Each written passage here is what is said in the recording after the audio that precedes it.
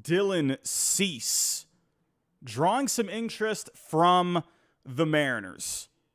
This was a little surprising when I saw this one, everyone. This was a little surprising, and I'm not into this. I'm not into this. I don't see the point of it.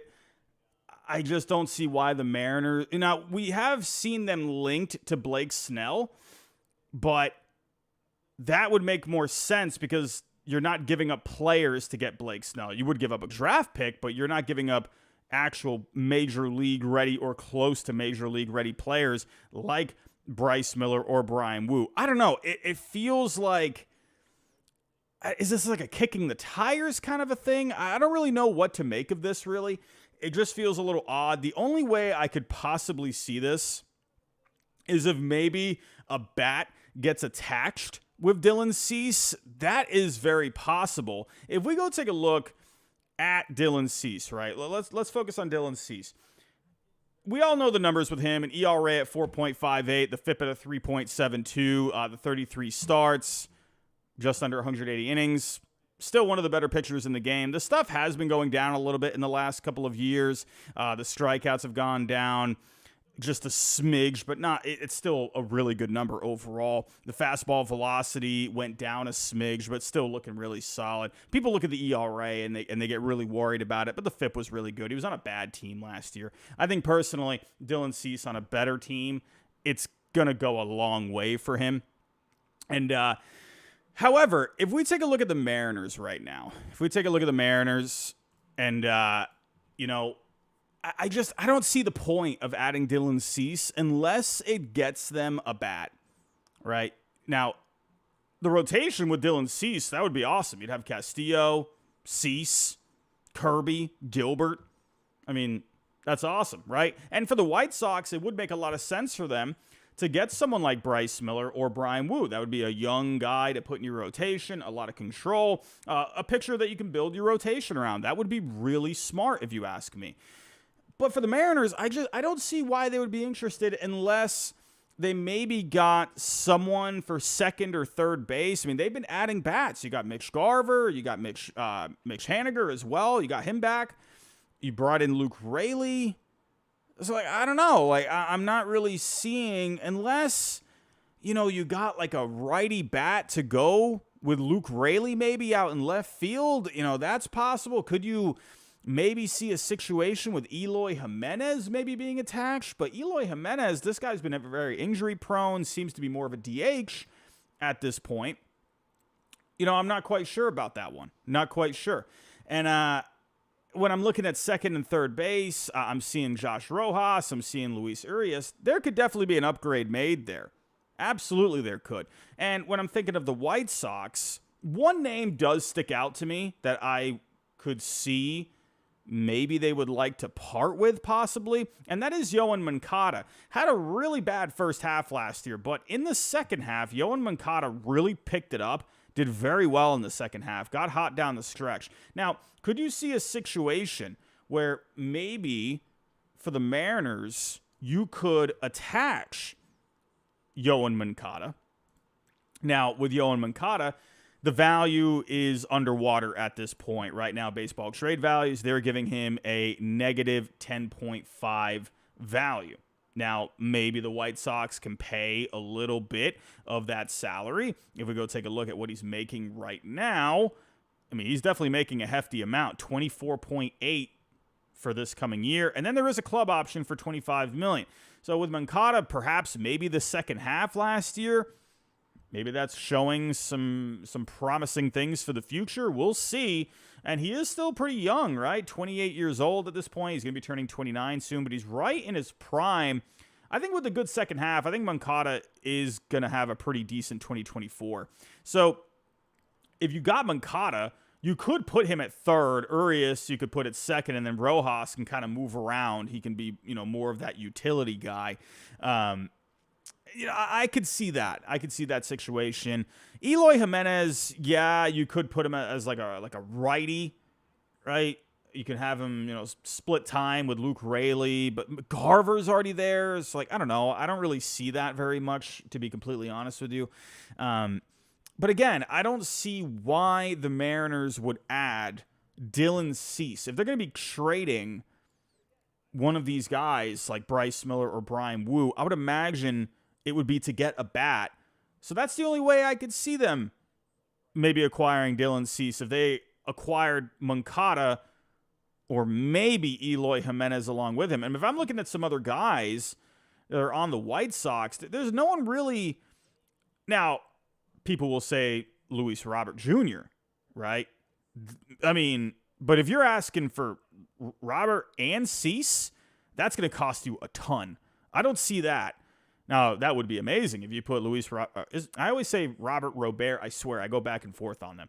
But Robert, let's say you put him out in center, right? And then you could put J-Rod out in right, but you got Haniger there. So I don't see that. That doesn't seem to make a lot of sense. And that would just cost way too much money. And I don't see the White Sox really wanting to trade Robert because that's kind of their star player at this point. So doesn't make a whole lot of sense. So again, I'll go back to the point. Maybe you could attach Moncada. That's what I think, honestly, when I look at this report, that's what I think this is, right? Maybe they're trying to get creative by adding a bat, and maybe they're thinking, you know what, maybe we could get Cease here. You know, maybe the White Sox, they're looking for a suitor. Maybe we can get creative, and maybe, you know, we can land someone like a Moncada here because, hey, they're trying to unload some guys, right? So that's the only way I could see this happening. For the White Sox, it would be amazing if they were to acquire someone like Bryce Miller or a Brian Wu. That would be great. Two young guys under a ton of control. That would be perfect for the White Sox and their future, right? And then you got some young pitching coming up like Noah Schultz eventually. I mean, could you imagine that rotation where you'd have, let's just say, Bryce Miller. You'd have Noah Schultz, Bryce Miller. I mean, you know, that's not a bad combo right there if you ask me. So, hey, you know, I think in the end, I mean, we've seen surprising things. You know, maybe they could get something worked out. Those are just my thoughts, honestly. Yeah, Michael, I see you in the chat. Not too jazzed about Moncada. I would say the second half last year, he did look a lot better. So that's one thing. But I understand where you're coming from there. I totally do. So, but hey, you know, let's see what happens here. I don't know. We're going to have to keep our eyes on this. If I were to put together a trade, let's just put together a trade here before I move on to the next subject. Let's say, I don't know, let's say the White Sox throw in like $10 million for Moncada. Let's say they just make up, let's say they make up the value of his underwater deal, right? So then it brings the value back to 42.4. And then the Mariners, you know, you could essentially, right, I mean, let's just say Bryce Miller. Let's just say him. He is the more proven guy at this point. Then, I mean, really, you're pretty much almost there at that point. Now, for the White Sox, according to the reports, they've been looking for top prospects. Well, if we go look at some of the Mariners' top prospects, right, a couple of the guys that jump off the page for me, all right, guys like Harry Ford, I could see the White Sox maybe being into him. You know, they seem to be set at catcher for the future, but Harry Ford, he could play some other positions, so maybe you could do something like that. You know, you got some other guys down here. You know, you got maybe like a Jonathan Clase. You got maybe like, you know, Cole Emerson. He is pretty far away, so I'm not too sure about him. Let me actually pull up here MLB Pipeline. And because they do have one other name. He's not popping up there for Fangraphs. But let me show you a little something. Come on, computer. We got a new computer. Haven't got it set up yet, though. We also got Gabriel Gonzalez. I'm not sure. Was he even on the Mariners? No, they didn't even have him in the top 10 here. So I don't know what's going on there. But Gabriel Gonzalez, you know, this is a pretty solid outfield prospect. Has a good hit tool, decent power as well. Had a pretty good year last year. Hit 298, 361 on the on-base, 837 OPS overall, 18 homers. That would be a pretty solid outfield prospect that you could get there. So, you know, I don't know. If you're looking at, you know, Harry Ford, that's a pretty good amount of value right there. Maybe you could attach him. You are pretty over at this point, but, you know, when it comes to getting pitching, it is what it is, right? It is what it is, and you're going to have to overpay a little bit, in my opinion. Now, if we're looking at Cease's top value, you're getting into the 50s at that point. So you're looking at 50.9. So you could attach a little bit more here. So could you do Harry Ford? Maybe instead you could do like Gabriel Gonzalez. Maybe, send back a third baseman and Tyler Locklear. Take out Harry Ford there, and then maybe you got yourselves a pretty decent little package here. Gabriel Gonzalez and Locklear on pipeline. They are the number 3, and Locklear is number 11. So that would get them, a pretty decent prospect in Gabriel Gonzalez. So, maybe you could do something there. Maybe throw in one more piece here, and maybe you could make something happen.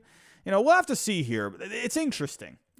My personal prediction, if the Mariners end up getting Dylan Cease, I do think there's going to be a bat. And I wouldn't be surprised if it's Moncada. So, speaking of bats, let's get to some free agents out there. Cody Bellinger being one of those bats. And listen, everyone, I don't know what's going to happen here. We're almost in February, and these guys are still on the market. I'm shocked, honestly. I am absolutely shocked that these guys are still on the market. So let me close out some of these tabs here. And Bob Nightingale, we had a little something as well from Ken Rosenthal today. Let's start off with Blake Snell. And according to Bob Nightingale today, we have talked about this before, but Blake Snell, he has only received one offer at this point. 6 years, $150 from the Yankees. And this was something that, I've seen floated around, but it looks like Nightingale was able to confirm this. He requested $270 over 9 years. That is ridiculous. There's no way that's true. That can't be true. $270 over 9 years. I mean, that is bananas. Now, I've pulled up the contract before when it comes to Blake Snell. We can actually go see what the value actually is when it comes to the projected contract for Blake Snell over 9 years. I have shown this before. According to Baseball Trade Values, they have been very, very accurate when it comes to the contracts this year because they're looking at what these guys are doing on the field. They're combining projections. They're looking at a whole ton of different things, and they're projecting $200 million over 9 years, whereas he's been requesting $270. All right, so that is crazy. Now, I put on Twitter today. Go follow me on Twitter, X, whatever you want to call it. Follow me at GingerSnapHide. I actually put an article back from late 2017 when JD Martinez was a free agent. At the time, he was requesting 7 years, $210 million. So, hey, he ended up getting a pretty decent contract, 5 years, $110 million. So, yeah, don't expect Blake Snell to get a 9-year, $200 million contract. I don't see that happening. Garrett Cole, when he got that 9-year deal, he was a little younger than Blake Snell as well. So keep that in mind. I just don't see Blake Snell getting $270 over 9 years. I mean, that's what agents do, man. They always ask for the high point. They're always going to shoot for the moon, and then you got to come down, and then you hopefully meet somewhere in the middle. I'm wondering right now, man. I am wondering if now it's hard to go against Scott Boras. It really is, because the guy has gotten his players tons of money over the years. Is he screwing these guys right now? Like, I'm going to be honest with you. If I'm Blake Snell, Jordan Montgomery, Cody Bellinger, JD Martinez, I don't know. Am I a little worried right now? Am I like kind of sweating a little bit? Listen, Scott Boras has been fired before. Alex Rodriguez being a big one, right? And so I don't know, man. If I'm a client of Scott Boras right now, I'm worried. I'm not feeling very good. And because to me, if I'm on the market still, you still got some time. You still have a couple of weeks before pitchers and catchers report. If I'm Blake Snell, if I'm Jordan Montgomery, I want to know what team I'm going to. It's a little different when it comes to the hitters because they report a little bit later. But Snell, Montgomery, if I'm them, I want to know where I'm going. I want to know what team I'm going to go to. I want to get that figured out because I want to show up first day when pitchers and catchers report, especially if you're signing a big deal, I think it just means a lot to be there on day one. It just sounds a little crazy to me if, these guys are going to a new team and they're not even showing up the day pitchers and catchers report. It just sounds backwards to me, and it just doesn't come off. Like, I don't know. I get it. There's negotiations. You got to play out the process, and I see you in the chat, CRAS951, trust the process. I do get that. I don't know, man. I don't know. I'm sweating a little bit if I'm these guys, and I'm thinking, what's going on here? Am I going to get a contract before pitchers and catchers report? So I don't know. But as of right now, Blake Snell, the only offer he has gotten is $25 million per year, 6 years over the 150. So we'll see. We'll see how that goes. But he is definitely not getting 9 years and 270. That is just insane. That is asinine. That is not going to happen. So we will see. Now, if we're talking about a couple of teams, I still think the Angels are a great fit for Blake Snell. West Coast really could use some pitching. They got a new pitching coach as well. Did pretty well with the Diamondbacks. So over the last couple of years working with them. So let's see. I think it could be a great fit. We'll have to see. I'm going to be honest with you. A team like the Cubs, I'm still keeping an eye out for. I don't know what it is. Like, I just feel like the Cubs have something left in the tank. I just feel like, yeah, Bellinger, yeah, that can make a ton of sense, obviously. Getting him back in this lineup, don't fix what's not broke, right? Get him back in this lineup, that makes a ton of sense. But even with Bellinger, I still feel like there's an upgrade for this rotation. I do. I'm looking at this rotation. I like Justin Steele there. I think he could be even better this coming year. But you got Tyone at the 2. You did bring in Imanaga. You got Hendricks, Wicks. I just feel like you could do something better here. Now, could that maybe be a trade, right? Where maybe you use possibly Jordan Wicks as a piece. Maybe. Maybe you could do something like that, and that could free up something or a spot for Blake Snell possibly. I predicted Blake Snell to the Cubs. Am I maybe leaning heavily on that? Maybe. I don't know. But I think the Cubs, with what they've been doing with the pitching lately and the stuff that he has, I think that could make some sense. So a team like the Phillies are out there. My goodness, my computer is killing me right now. But a team like the Phillies, I'm never going to count Dave Dombrowski out of anything. Of course, yeah, he's going to say some stuff. He's going to say, yeah, we're just working on the edges of the team. I don't know. I never trust the guy. And let's be real here. They haven't made any upgrades. They haven't done anything. They brought back Nola, right? Even last year, remember, with the Yankees, they brought back Judge. They still went and signed Rodon after that.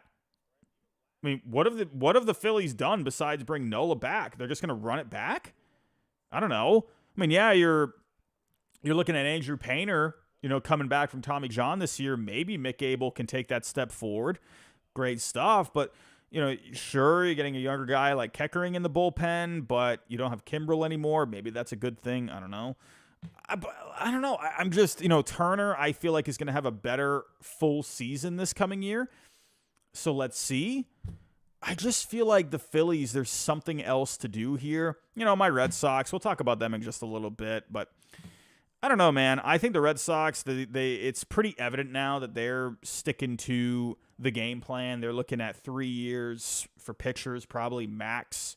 So we'll see. I don't know. Are we freezing on the streams or on the stream here? Looks like sorry, everyone. Have we got some lag? Do we have some lag here, everyone? I think we're okay. Okay, I think we're good to go. I've been noticing people have been kind of jumping in and out of the stream. We just got to like 280, and now we're at like 220 all of a sudden. So I don't know what's going on here. My computer's being a little slow. So it looks like I'm going to have to try and maybe wrap this up here pretty quickly tonight. So apologies for that, everyone. I apologize. But yeah, the Red Sox, I don't know. Are they going to be a fit for Snell? If he comes down to 3 years, maybe. So, but as of right now, that's all we're seeing for Blake Snell. And then let's talk a little bit about Cody Bellinger, right? Cody Bellinger, JD Martinez, neither of them have received a formal contract offer. That's just bananas to me, man. That's banana. What do you expect when you're asking for $200 million for Cody Bellinger when he came off of 3 down years? I don't know, man. I really don't know. I do think Bellinger just ends back up with the Cubs. I don't know, man. I just feel like these teams have really figured out what Scott Boras is doing here, and they're just going to wait him out. And I don't think Boras really has the leverage here. I feel like if there is ever an offseason where Boras just doesn't have the leverage, it's this offseason, right? Because there's so many problems out there. Teams just don't want to spend.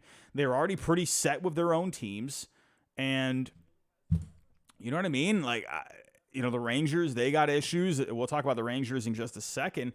But Cody Bellinger, I mean, sure, there are some teams out there. I think the Cubs obviously make the most sense. The Angels are out there too. I don't know. It's going to be really interesting to see what happens. I do think Bellinger probably just ends up back with the Cubs. That seems to make the most sense. And I wonder if maybe that's been the plan all along, is that he probably wants to go to the Cubs, but he wants to see if a team will top what the Cubs, how far they would be willing to go. So I wonder if maybe that was the game plan all along, right? Wanted to just be a Cub, but let's see if the Angels can kind of blow the Cubs out of the water, right? Maybe the Mariners at one point, right? We saw them popping up earlier, right? And even the Yankees were coming up at one point. So, that's what I think the game plan has been all along. That's just my opinion. Now, if we're talking about JD Martinez, this is an interesting one, right? Because we just had Jock Peterson come off the board the other day, going to the Diamondbacks. And JD Martinez, man, this is a good bat to have. Very good bat to have, right? Veteran guy. I'm guessing he's probably going to sign a 1-year deal. But very good numbers last year. A 135 WRC plus. It definitely improved on the numbers the prior year with the Red Sox. He still had a pretty decent year back in 22, but 119 WRC plus. He's a pretty slightly above average hitter in 2022, but he really went back to form in 23. So I think the Mets make the most sense, right? Because he kind of fits the timeline with what they're trying to do. Jorge Soler, I still think could make some sense, but I could also understand too, maybe the Mets, with where they're at right now, they might not be willing to commit to even like 3 years for Jorge Soler. I could definitely see the fit because, a right-handed bat makes a ton of sense. But I think JD Martinez at this point, a short-term deal, I could see the Mets for sure. The Marlins, I think, make some sense as well. But then there's the money aspect. I think it would be good for him, right? I think it would be a nice reunion. He's a Miami guy. That's where he was born. So I could maybe see something there, but would they be willing to spend the money? That's a little up in the air, if you ask me. So we'll have to wait and see. We got some other bats still out here as well. Adam Duvall, like Tommy Pham, Gary Sanchez is still out there. If a team wants some left-handed hitting, a little bit of help at the catcher spot, yeah, I could absolutely see Gary Sanchez getting himself like a 1-year, $5 to $10 million deal, right? You still got Michael Taylor out there. Eddie Rosario is still out there. There are a few bats, nothing game-changing by any means. But let's move on here to Jordan Montgomery. Now, we had some interesting news about Jordan Montgomery this morning, and from Ken Rosenthal. Now, this is one thing that I don't know if I just missed this the other day when David Robertson went to the Rangers, but within David Robertson's deal, there's deferred money in this deal. He's getting $11.5 million. He's going to get $5 million in 2024, but then he's got a $7 million mutual option for 25. There's also a buyout in there, right? My guess is usually mutual options don't ever get exercised. It's just something. I feel like at that point it's just there to be there, right? So my guess is he's going to end up getting just the buyout. However, there's $1 million per year in deferred money. I didn't catch that the other day. I don't know if that was like announced at that point. I just didn't even see that. I'm going to be honest with you. The fact that the Rangers are deferring money, I don't think Montgomery's going back to the Rangers. Like, why the heck would you be deferring money for $11.5 million? Now, trust me, I would like $11.5 million more than anyone. But when it comes to, this workspace, that's a pretty easygoing salary, right? I mean, that's not Shohei Ohtani money by any means, right? It's $11.5 million for 1 year. And they're literally deferring money. All right, well, Teoscar Hernandez had the 1 year deal, and with deferred money. But like that was like a $20 million deal when he wasn't even worth $20 million. So, this is $11.5 million and they're deferring it. I don't think Montgomery's going to go back to the Rangers unless maybe they could figure something out on like a 1 year deal or something. Because if you look at the behavior that's been going on with the Rangers, what they've been doing this offseason, we can actually go take a look here at what the Rangers have done so far. Let's go here. Let's go to Texas. Let's go to the free agent signings. So you've brought in David Robertson. You also brought back Travis Jankowski. I don't know why I always have trouble with that. Kisner, they had a 1 year deal for. They've done some minor league deals. You did Mailey back in December. Yates, but that was a 1 year deal for Yates, 2 years for Mailey, 1 year for Kisner, 1 year for Robertson, 1 year for Jankowski. I mean, it's very obvious what the Rangers are trying to do here. It doesn't seem like they're going to be going any bit towards a long-term deal, especially for a guy that's already in his 30s, right? Which usually when these guys get these deals, the first few years, pretty good. But then the back half of the deal usually isn't very good. So, I don't know. However, we also had this from Evan Grant today, and he was on Foul Territory. Actually, it was a couple of days ago. Sorry, but we had this from Evan Grant, and I think he works for one of the papers in Texas. I can't remember which one exactly, but this is what he had to say about Jordan Montgomery. Incredible times. I'm just going to jump right into it, man. Montgomery, what is going on? Is he coming back or what, man? You got the inside scoop. Let the world know. Come on. Todd, listen, I mean, there's reasons to think that, like, Jordan is waiting for the situation to be sorted through and that he would like to come back to the Rangers, and I think they'd like him to come back. But I think in terms of talking about a $25 million contract for a 4 or 5 year, probably maybe even a 6-year commitment with him, I think this team would have acted already on that. I don't think it's ultimately going to happen. And I think that the Rangers' perspective here is they've got a really good group of starters that will be ready, they believe, in the second half in DeGrom, Scherzer, and Tyler Mahle. They feel like they've got a rotation to go into the season, and they feel like it is time, it's past time actually, for their minor league system to start producing some contributors. If there was one area where this team came up short last year, it was in the minor league pitching department, producing guys who could help the big league staff. So he makes a lot of good points there, and it does seem like that's what the Rangers are going to be doing here. It just, again, look based off of the activity, right? 1 year deals, 2 years for Mailey, right? But even think about why even go after Mailey, right? Why would that even be a guy they go after? He's had some injury problems in the past, so especially recently, so I'm thinking about it from that point of view. Why were they even doing that, right? So that tells me a lot right there. And I don't know. I just don't think Montgomery's going to go back, right? We've seen the TV stuff going on. I've mentioned that like a million times at this point. So, they do got some guys down in the minor leagues. I mean, I think they're just praying at this point that Jack Leiter can get himself together, right? You got Owen White down there. Let's see if he can bring something to the table. But it's going to be really interesting, man, right? Evaldi's had issues in the past couple of years. Heaney's had some issues. Dunning, I think you can count on for the most part. Bradford, let's see what he can do this year. Yeah, it just feels like that's kind of where they're going at this point. Now, what does this mean for the Red Sox? And I'm sorry to bring on my Red Sox. Here's Draft Nick Robbie.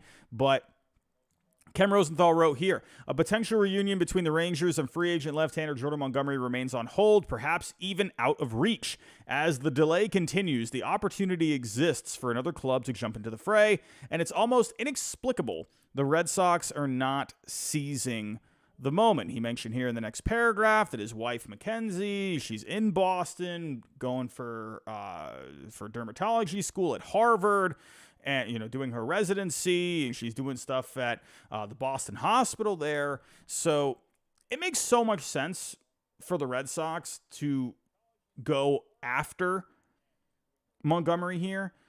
And people are wondering, like, what are the Red Sox doing? Like, why are they being so cheap? What are they doing? This is what I think they're doing, right? And again, I don't think they want to commit to anything longer than 3 years at this point. I think if they got, here's what I think. Everyone's been bashing the Red Sox, and I'm going to go on the glass half full train here. What I think the Red Sox are probably doing is I think they're okay with spending the money, but they don't want to spend money irresponsibly. And Craig Breslow has said that himself. He has absolutely said that. He said it with Rob Bradford, I believe, on the Baseball Isn't Boring podcast. He has said that they want to spend money responsibly. I'm going to be honest with you. And when you think, let me pull up the article here. Remember with Aaron Nola getting a 7-year deal. Now, according to a report not too long ago, this was back, a few weeks ago, right? Remember this report from Joel Sherman, right? This happened a couple of weeks ago where he said here in the New York Post, executives and agents spoken to say that Jordan Montgomery is aiming to top the $172 million that Aaron Nola received from the Phillies.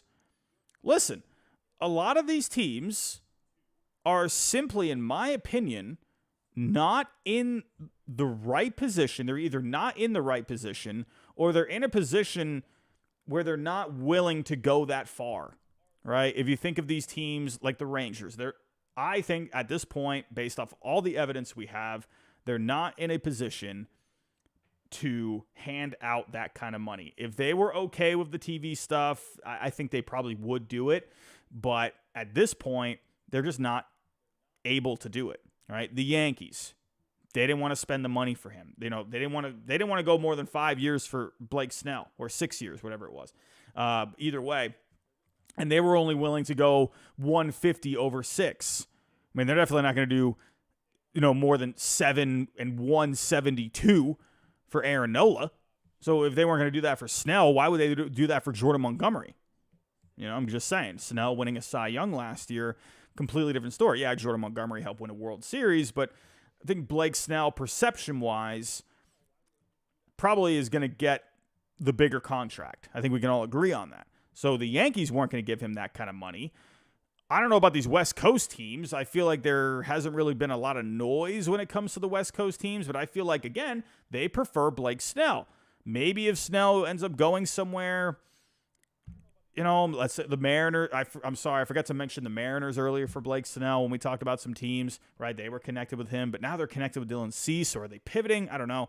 So, maybe if the Mariners end up trading for Dylan Cease, or maybe if the Mariners end up, signing Blake Snell, right? Or maybe the Angels. Let's say the Mariners sign Blake Snell. I could see the Angels reacting to that, maybe going after Jordan Montgomery. Maybe that could be something. But again, his wife is in Boston, doing the whole residency thing. Not quite sure what the transfer stuff is like. Would they want to go to the West Coast? I don't know. Doesn't seem like something, at least in my opinion as of right now, that they would be willing to do.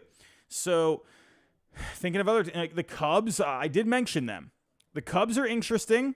I feel like the Cubs are kind of just hanging out right now. I could maybe see the Cubs for Jordan Montgomery. I think that's possible. I wouldn't hold that out. And the Phillies, I mentioned them earlier as well. I think the Phillies make a lot of sense for Jordan Montgomery because they're in a win-now mode, but how far are they willing to go? They already got a lot of big contracts on the payroll. Do they want to add another contract on top of everything they already have? So the best spot is the Red Sox, but the problem is the Red Sox, they don't want to go more than 3 years at this point. What I think could end up happening, I wonder, right? Remember the Red Sox? They waited out JD Martinez back in 2018. He was an obvious fit for the Red Sox at that point. Obvious fit. Everyone knew he was going to be a Red Sox because they needed a DH. They were one bat away from being just a legit contender. It was obvious he was going to the Red Sox. And the Red Sox at this point need a pitcher. And they're under the CBT by a lot. They could absolutely add Jordan Montgomery. They could even add Jordan Montgomery and still be under the CBT, even with Kenley Jansen still there. Then you trade away Kenley Jansen. Well, then you're going to have even more room, right? And even if there's a budget there, let's say a $225 budget, well, then, yeah, it makes so much sense to, trade Jansen and then bring in Montgomery. So I think the Red Sox are clearly a fit here. What I think the Red Sox are doing, getting back to that, what I think they're doing, I think they're just waiting. They're doing the JD Martinez thing because they know Jordan Montgomery's market is shot, at least at this point, right? And they're waiting to see if he can come down. And I think they're going to see if he would be game for like a 3-year deal, do an option, maybe like a vesting option if he does a certain amount of innings. I think the Red Sox would probably lean towards that. Say, okay, hey, you know what? If you show us that you got the innings, you're good, we'll bring you back for 1 more year. But let's say, or let's say they even just did a 4-year deal. Even a 3-year deal. Montgomery can go back out onto the market in a few years. We saw guys like Chris Bassett, even Jacob freaking DeGrom got a 5-year massive contract at 34, 35 years old. Right? I'm not saying Jordan Montgomery is going to get a Jacob deGrom contract. I think you could see Jordan Montgomery get like a Chris Bassett kind of a contract. Like, go back out into the market at 34, go get yourself like another 3-year deal, probably get yourself like 60, 70 million. I could maybe see him doing a 3-year deal because of the circumstances that he's in, right? His wife being in Boston. And they both have mutual interest, right? I've been told that. Reports are now starting to come out after I was told that. I was told this a while ago that there is a mutual interest between Jordan Montgomery and the Red Sox. Then after that, that's when all these other people start putting it out there. So, they both need each other, right? But again, I think it's going to have to come down to the Red Sox. They want to have their terms. But I think also Montgomery, too, yeah, he's going to have to give up a little bit. But we'll see. Maybe, higher AAV and you get it done. But we'll see. We'll see, man. I just think it makes so much sense, especially if the Rangers are out of it. If they are out of it for Montgomery, it makes too much sense to go to the Red Sox. Again, I'll watch out for the Cubs. That, I think, could be interesting. And I never trust Dave Dombrowski. I never trust that guy to stay quiet, right? So we'll see here, man. We will see. Hopefully, I would imagine in the next couple of weeks, we are going to start seeing some movement. I mean, it is the 29th tomorrow. Pitchers and catchers. What is that? They report the 14th? Pitchers and catchers. They report on the 15th. Is it the 15th? 14th for some. The Dodgers, they actually report on the 9th. Then the Padres report on the 11th. But for the most part, it looks like most teams are going back on the 14th. So we are now, almost 2 weeks away. We're almost 2 weeks away. right? 2 weeks from this Wednesday. I think we're going to see something get done either this week or the week after, personally. I just think that's going to happen, right?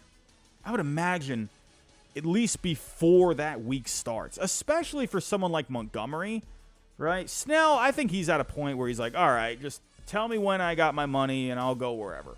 Montgomery, on the other hand, he's got his wife and everything. I'm not saying Snell doesn't have his own personal life. I have respect for that too. I'm just saying with Montgomery, he's working with other circumstances. So I think they probably want to have something figured out probably by that week. I don't know. I'm just trying to be realistic. So we'll see. We'll see. But everyone, speaking of realistic, I was about to say, speaking of realistic, I guess you could be realistic. Speaking of realistic, you need to make sure you make realistic bets when it comes to Bet US. That is our sponsor tonight. And what do I mean by realistic bets? Well, don't go crazy. Play responsibly. That is the big thing overall. But there's a whole ton of different ways to play on Bet US. We got football, obviously. We got the Super Bowl. So definitely get your eyes on the betting odds in the next couple of days. Bet US, they're going to be all over that. There's going to be so many different ways to bet on the Super Bowl in a couple of weeks. But in the meantime, we got basketball, we got hockey, golf, tennis, soccer, martial arts even. We got some baseball on here too. Still mostly off-season stuff at this point. But you can start putting your bets down when it comes to the awards for next year, the stat leaders, and futures as well with the divisions, the pennants, and even playoff specials are on here as well. But if you click on the link in the description down below, you get a 125% bonus. Everyone, please make sure you play responsibly. That is the big thing. But go see if you can win yourself some cash. So, we did have a few other news. I'll just kind of roll through these, nothing too crazy. But we did have, speaking of the Cubs, they did make a signing here with Hector Neris, improving their bullpen. Didn't see the Cubs, hadn't seen them pop up at all, really. But that bullpen is now looking better. So now you got a setup guy behind Alzolay. So the bullpen is looking stronger here. I just wonder, man, if they're going to add something for this rotation. Get Bellinger back. Get a piece for the rotation. I don't know who moves out. I would imagine probably Wicks would be the odd man out. But I feel like if you got someone at the top of the rotation to go along with Steele, that would be huge. Maybe you could use Jordan Wicks, some kind of a trade package. I don't know. Or maybe he just ends up being a depth guy, more of like a long reliever, something like that in the meantime. But I like it. Hey, Hector Neris, he had himself a really good year last year, a 1.71 ERA, good strikeout rate, 28.2%. The FIP was a little higher than the ERA. Either way, Neris, pretty solid veteran guy, if you ask me. And hey, the Tigers, they're getting on the bandwagon when it comes to signing the young guys before they have even reached the major leagues. We saw this with Jackson Chourio. We saw it with Corbin Carroll last year. But Colt Keith, if I don't know if some of you were with me back in the very beginning, the early stages of this channel, the 2020 draft, I did a video on potential steals for that draft. And Colt Keith was my number one. And this guy was really good, and I felt like a lot of people were really underrating him in that draft. And yeah, I think it shows because he just signed a 6-year extension before even reaching the major leagues. Could possibly max out at 82 over 9 years. There's 3 options in there. And if those are exercised, it could end up getting up to $82 million. But as of right now, he is guaranteed right around $28.5 million. So as of right now, when it comes to Colt Keith on the top 100, everyone, tomorrow night, I'm going to be uploading a review on the top 100 prospects. It took me a long time to work on that. You want to know how long it took me to record that yesterday? About 6 hours total. 6 hours. It's going to be over an hour long. I know that might sound pretty dreadful to some of you out there. But I literally go through about 30 to 60 seconds for each prospect Check it out tomorrow. It's literally going to be over an hour long, going through everything. I even got highlight videos for each prospect. Do you know how long it took me today to put it all together? I had to record it yesterday for about 5-6 hours. And then today, it took me literally all day to chop it all up and put the highlight videos for each of the prospects. It took me forever. Please, just at least go watch it. Give me a like on it. Even if you hate it, just help me out. It took me forever to make it. But let's get back to Colt Keith. So as of right now, Colt Keith, my goodness, I got to get that new computer set up. Do you know how badly I need to get that computer set up? All right, so I got to type in Keith here. So Colt Keith, oh my goodness, this is really bad right now. MLB Pipeline, you are killing me. All right, well, we got to go find Colt Keith. Colt Keith is number 22. All right, yeah, so this guy has been absolutely killing it down in the minor leagues. My computer is so bad right now. So look at the grades here. A 60 hit and a 60 power. What a combo. Are you kidding me? What a combo. This guy hit 306 last year with a 932 OPS and 27 home runs, 100 RBI. Come on. Come on. Are you kidding me? He walked 60 times compared to 120 strikeouts. Not bad. Colt Keith is going to be really good, man. And good for the Tigers for getting this guy locked up. It feels like this is the way these small market teams are going to go about things. They identify a player that seems to be the real deal. Who knows if it ends up working out? You know, we saw this with on the Mariners. I'm going blank. I'm going blank on the guy on the Mariners, the first baseman.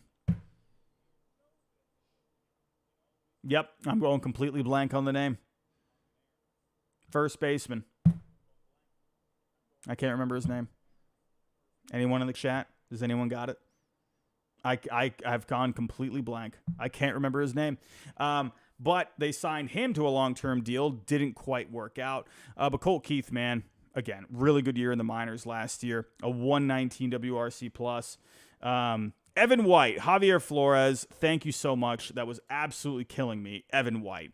Goodness gracious, that was going to destroy me. But yeah, this is what I think small market teams are going to start doing. Good for the Tigers for getting on board with this. So, everyone, I'm going to wrap